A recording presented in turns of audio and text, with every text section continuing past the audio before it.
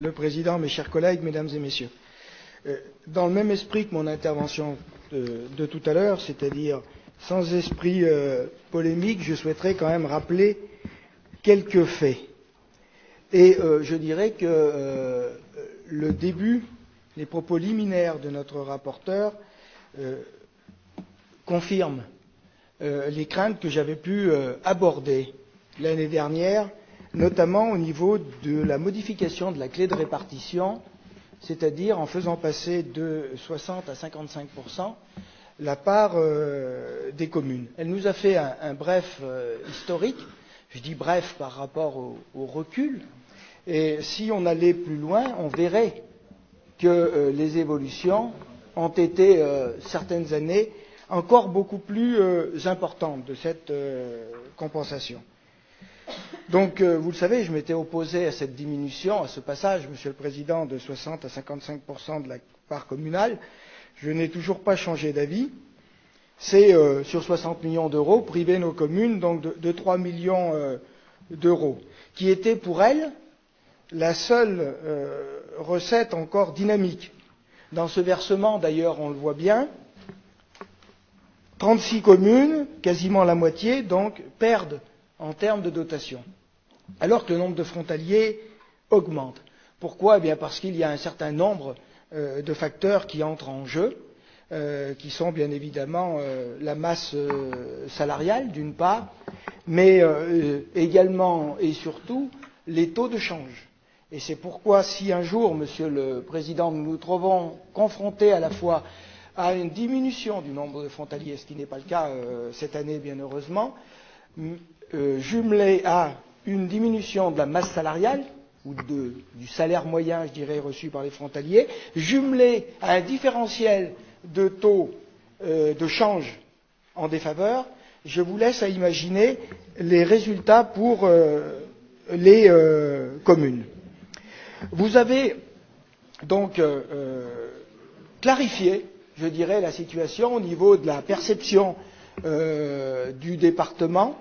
Nous avions la dernière année pris 4 150 000, vous prenez cette année 4 078 000, mais avec un pourcentage, je vous l'ai dit, je le redis ici publiquement, c'est quelque chose qui est encadré au moins, et c'est bien. La création de la zone blanche, par contre, sur laquelle vous aviez beaucoup insisté, qui contemple bien évidemment le territoire frontalier, ne concerne que 380 travailleurs frontaliers sur les 19 302. Et en réalité, donc, a un effet très très limité de retour pour les communes de la zone frontalière, puisque ce sont un peu moins de 360 000 euros qui reviennent aux communes de la zone, contre donc cette perception de 3 millions d'euros. Et puis, Monsieur le Président, vous trouvez aussi rapidement les limites de l'exercice, puisqu'après nous avoir expliqué que la compensation financière genevoise, vous n'en mettriez plus sur le fonctionnement, vous venez de vous exprimer, et on voit un certain nombre de lignes perdurer, de lignes de subvention classiques, mais également certaines apparaître, tout comme le financement, par exemple, complémentaire, et vous en avez expliqué le pourquoi, mais sur les lignes scolaires, qui amènent un service indispensable aux scolaires du Pays de Gex, mais tout de même, qui reviennent, ce sont là près de 500 000 euros, donc, qui sont repris entre les subventions à certaines structures et donc cet abondement au niveau du transport scolaire. Trois précisions, s'il vous plaît, Monsieur le Président. Autant je pense que la ligne de travaux collège pour le pays belgardien correspond à la continuité de la provision pour le futur collège. Je m'interroge néanmoins sur les 120 525 euros concernant les collèges du Pays de Gex, alors que votre rapport, et c'était un des points évoqués il y a quelques instants par le rapporteur, eh bien, nous rappelle que vous nous encadrez, et vous venez d'ailleurs de beaucoup intervenir là-dessus, vous encadrez donc les participations de la CFG dans le cadre d'un certain nombre de travaux, et je lis dans le tableau donc pour les collèges, eh bien, ce sont pour les travaux supérieurs à 1 million d'euros. Tout comme d'ailleurs sur les travaux routiers, pour lesquels, par contre, dans ce tableau, vous ne proposez aucune clé de répartition et qui apparaissent, par contre, à plusieurs endroits dans la répartition.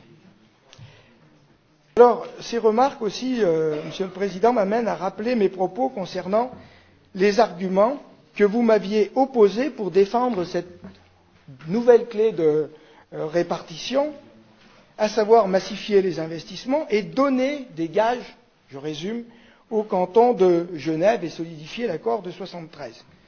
C'était certainement aussi compris dans vos propos liminaires de ce matin, lorsque vous nous avez dit un département fort avec des partenariats, et à un moment vous avez même été plus précis, citant justement nos amis suisses. Alors depuis février 2016, Monsieur le Président, bien nos amis suisses, et j'ai eu l'occasion de m'exprimer là-dessus, nous ont attaqué sur nos arrêts TGV, voire même sur le nombre de TGV et d'allers-retours, tout cela pour favoriser leur aéroport. Ils nous ont aussi attaqués sur la centrale du budget. Nous avons signé un troisième projet d'agglomération, vous nous l'avez rappelé aussi il y a quelques instants, à l'intérieur duquel ne figurent même plus par écrit les différents ratios qui avaient été mis en place dès le départ, à savoir 50% de construction de logements de part et d'autre de la frontière, 30% des nouveaux emplois créés côté français. Et pour finir, Monsieur le Président, même si la région nous remplacera dans quelques mois au GLCT, au Groupement local de coopération transfrontalière, transport public transfrontalier, et comme vous, je le regrette, j'ai eu aussi l'occasion de m'exprimer, c'est tout de même sous la présidence du département de l'Ain que les négociations ont été menées pour la nouvelle délégation de service public. Négociations d'ailleurs qui devraient apporter un meilleur service aux habitants du pays de Gex, ce dont je me réjouis. Mais à quel prix, Monsieur le Président? Et lorsque je dis à quel prix, je ne parle pas de valeur absolue, parce que bien évidemment, lorsque l'on augmente le service, il est assez compréhensible, notamment en termes de transport. On l'a vu tout à l'heure dans le budget primitif, puisque la ligne transport est une des lignes qui augmente en fonctionnement. Mais je parle par contre de la clé de répartition. L'ancienne clé, Monsieur le Président, était en gros 60% payée par le département de l'Ain et 40% payés par le canton de Genève. Si nous retenons, plus exactement celles et ceux qui seront en responsabilité du GLCT à ce moment-là, retiennent la clé de répartition du scénario 4, dont je vous rappelle que je souhaite, mais je suppose aussi mes collègues élus du pays de Gex, voir aboutir au service de l'ensemble des habitants, eh bien à ce moment-là, ce seront 73% sur un montant beaucoup plus important, mais je ne parle pas en montant, 73% qui seront payés par la partie 1 et guère plus d'un quart après par le canton de Genève. Alors vous le voyez, là il y a, à mon sens, Monsieur le Président, une véritable difficulté et les gages donnés aux côtés genevois ou suisses en général n'ont pas été vraiment servis en retour.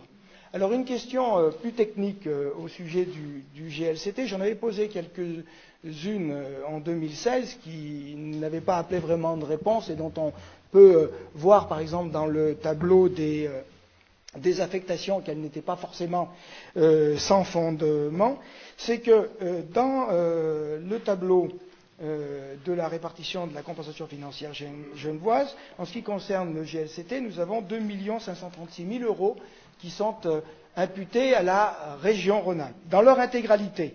Or, dans le rapport transport que vous nous proposerez bientôt au vote et dont notre vice-président aux finances nous a largement rappelé la somme, d'ailleurs à plusieurs reprises dans son exposé, ce ne sont qu'1 636 000 euros qui sont inscrits donc, et au BP et dans le rapport transport concerné. Alors je ne sais pas si il ne serait pas de bon ton de rajouter peut-être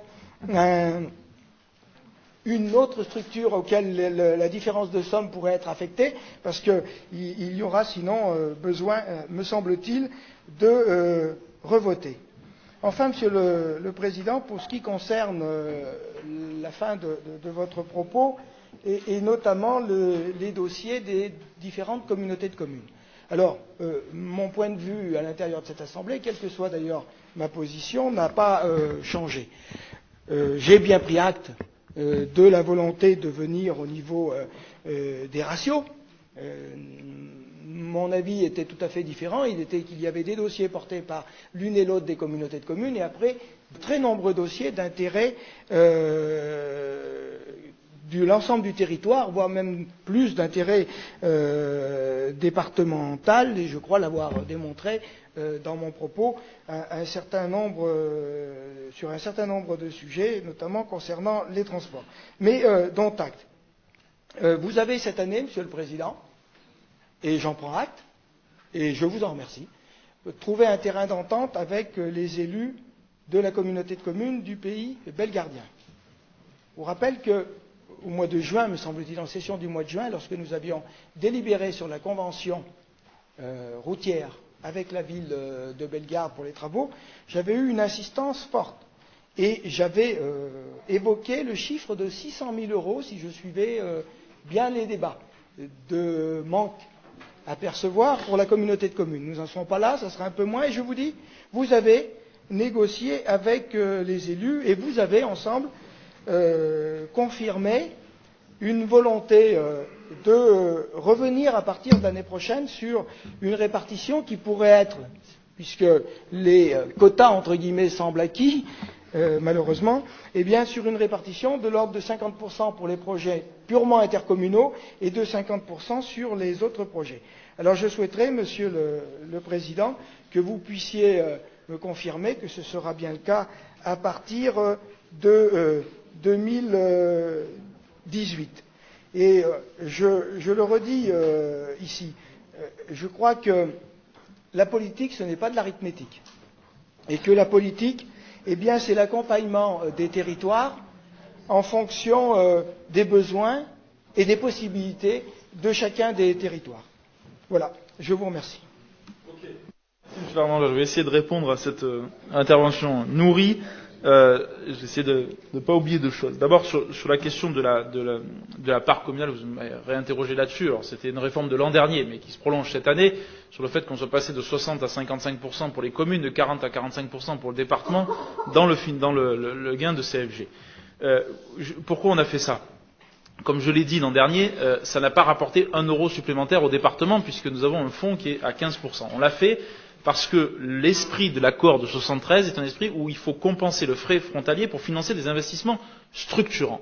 Et que, quand on donnait une part trop prépondérante aux communes, on avait quand même une certaine tendance, il faut se dire les choses, et vous l'avez d'ailleurs reconnu vous-même, à ce qu'on finance le fonctionnement des communes et à ce que finalement on participe au saupoudrage. Donc on s'est aligné sur ce qu'a fait la Haute-Savoie. Et aujourd'hui, l'Ain et la Haute-Savoie font exactement la même chose, et je pense qu'on est plus fort si on arrive à faire la même chose là-dessus, donc je ne reviens pas sur ce débat. Ensuite, je me dis, il y a 36 communes qui perdent alors que le nombre de frontaliers augmente. Oui, c'est vrai, vous avez raison, mais le problème, et vous l'avez d'ailleurs dit à juste titre, c'est la valeur du frontalier. Un frontalier aujourd'hui, il vaut 160 € de moins que l'an dernier. Comme vous, ça m'interpelle un petit peu, si on se dit les choses de manière tout à fait ouverte. Et effectivement, vous avez raison, c'est la question de la masse salariale, mais pas que. Et d'ailleurs, j'ai écrit avec mon collègue Christian Monteil pour qu'on puisse savoir un petit peu comment se fait-il que la valeur du frontalier est perdue comme ça 160 € d'une année sur l'autre, et si on ne peut pas travailler davantage ce sujet-là.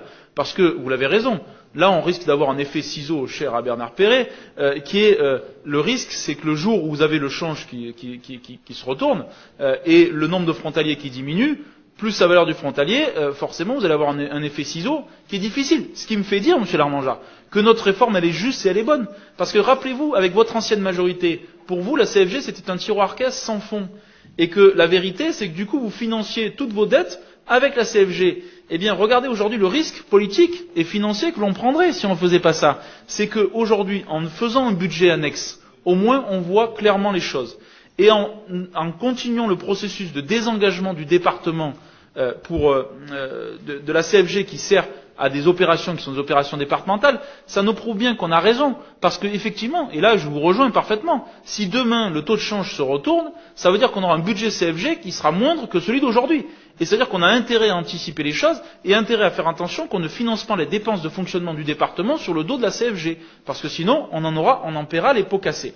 Donc je vous rejoins sur l'analyse. Je vous dis simplement que ce qu'on fait, ça me semble justement aller dans ce sens-là et être fort utile. En ce qui concerne la zone blanche, je vous rappelle quand même que, d'abord, en ce qui concerne la zone blanche, vous nous dites, c'est bien d'avoir fait en gros en 3 zones, mais ça rapporte que 370 000 ou 380 000 euros. Je vous rappelle juste quand même, si vous avez un trou de mémoire, que c'est vous qui avez élargi à l'ensemble du département le fait de toucher la CFG, c'est pas nous, et que je suis en train de corriger une réforme que vous avez vous-même portée. Ok, il y a peut-être des effets limités, mais enfin, c'est déjà mieux que zéro. Et la réalité aujourd'hui, c'est que certes, ces 386 frontaliers, je ne sais pas si vous prenez en compte aussi, dans la zone intermédiaire, nous avons mis un seuil à 5 frontaliers.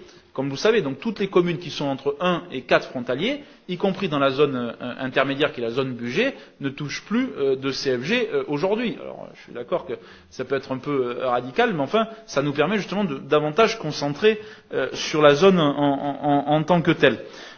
Ensuite, en ce qui concerne les montants sur les collèges, c'est lié aux travaux de Divonne, et notamment au différentiel qu'il y a entre malheureusement les assurances que nous avons touchées et le coût pour le département. Sur l'histoire de la relation avec Genève, des arrêts TGV, de la centrale budget, là aussi, j'ai rien à rajouter, je suis d'accord avec vous.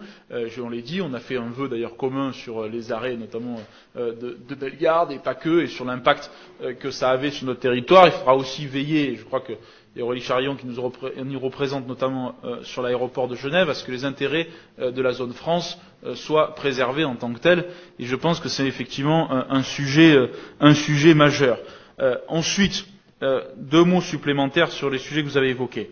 D'abord sur le GLCT et ensuite sur les dossiers communauté de communes. Sur le GLCT, comme vous, effectivement, bon, c'est un constat.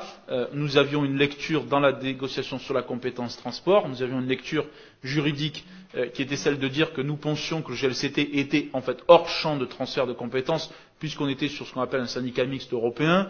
La lecture de la région était différente, appuyée cela par une note de la DGCL et par une confirmation lorsqu'on s'est vu à la Chambre régionale des comptes, qui nous explique en fait que le GLCT fait partie du transfert de compétences. À partir de là, c'est 2,5 millions d'euros que nous participons effectivement au déficit des lignes et qui sont inscrits. Alors vous me demandez pourquoi on a inscrit 1,6 et pas 2,5 millions d'euros dans cette question. Ben justement, c'est parce qu'en fait, c'est pour 8 mois.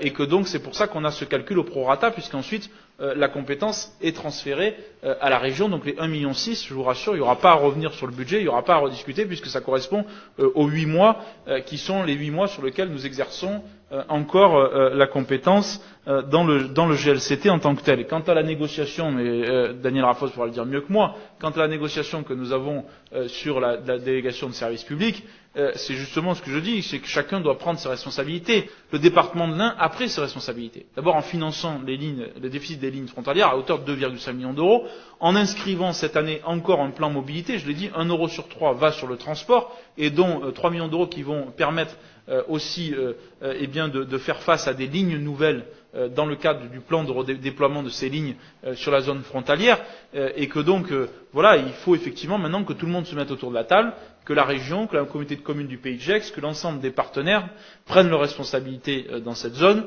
pour qu'on puisse trouver un accord pour fonctionner là-dessus. Mais je l'ai dit aussi, oui, il faudra veiller sur le ratio, je suis d'accord avec vous. Je l'ai dit aussi, moi quand je suis l'incompétence juridique vaut incompétence financière. Je pense que là-dessus, on est tous d'accord et que donc on doit veiller aussi à cela. En tout cas, vous avez l'explication sur les 1,6 million d'euros, donc il n'y a pas d'inquiétude sur le vote de notre budget là en tant que tel. Et dernier point sur les dossiers de la communauté de communes.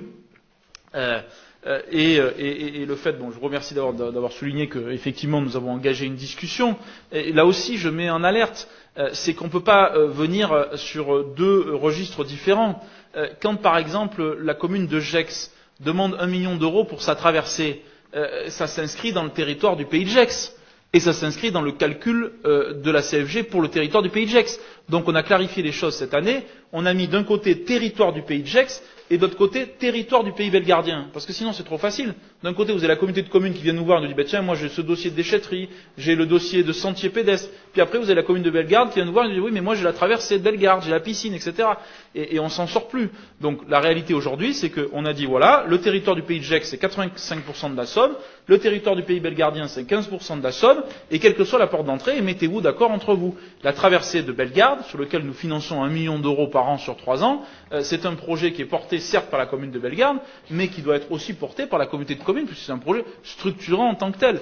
Et sinon, si on vient dans deux demandes différentes, forcément, on alourdit, si vous voulez, ensuite le financement. Et c'est la même chose d'ailleurs pour le territoire gessien. C'est-à-dire que ce qu'on a fait pour le pays belgardien, on l'a fait de la même manière pour le territoire du pays de Gex. Les 1 million d'euros que l'on inscrit sur Gex, sur la fluidification à traversée, ils sont dans le cadre du territoire du pays de Gex. Parce qu'on peut avoir qu'un seul guichet unique, parce que sinon on n'y arrive pas. Donc effectivement, la négociation que nous avons eue, elle a consisté à étaler davantage dans le temps sur un certain nombre d'engagements qu'on a, notamment sur les EHPAD et autres, pour qu'on ait des projets nouveaux. Et c'est là aussi, je vous alerte, c'est que vous avez, avec votre ancienne majorité, inscrit beaucoup de dépenses qui sont des dépenses qui sont engagées sur 10 ans, sur 20 ans, avec des annuités de remboursement. Et ces annuités de remboursement, elles ont tendance à figer la CFG. C'est-à-dire qu'en fait, on rembourse pour tel EHPAD, pour telle résidence et autres chaque année. Alors je comprends bien le mécanisme, c'est qu'on rééchelonne au maximum la dépense. J'entends bien, mais sauf que je dis attention parce que du coup, on risque d'arriver dans un budget CFG qui est un budget de reconduction tacite d'année en année. Et du coup, la communauté de communes de Bellegarde n'aura plus les moyens de financer ces nouveaux projets.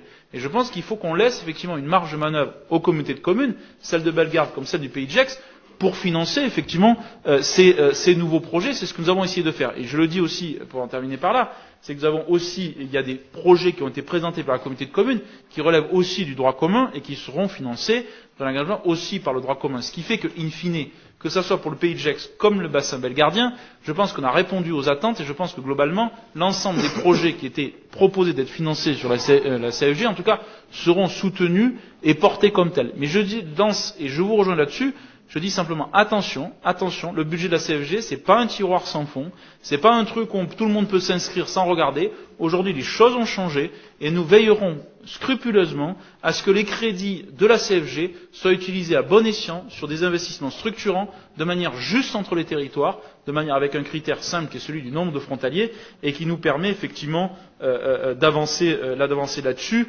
Et je crois que les choses sont importantes. Et on aura le débat dès l'an prochain. Parce que vous avez raison, aujourd'hui, certes, il y a des réserves, vous nous dites des provisions, mais enfin, vous avez vous-même engagé le plan de financement sur le collège, mais les provisions que vous avez faites ne sont pas à la hauteur du coût du collège de Bellegarde.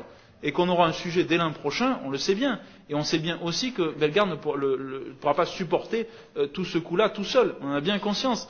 Donc je dis, voilà, simplement aujourd'hui, ça nous prouve que je pense que la réforme que l'on a faite et qui se poursuit encore cette année est une réforme qui me semble juste, équilibrée et qui permet plus de transparence, plus de visibilité sur le budget de la CFG et qui permet aussi à tous les partenaires de se mettre en responsabilité. Et je crois que, en tout cas, au moins là-dessus, on doit pouvoir se rejoindre. Monsieur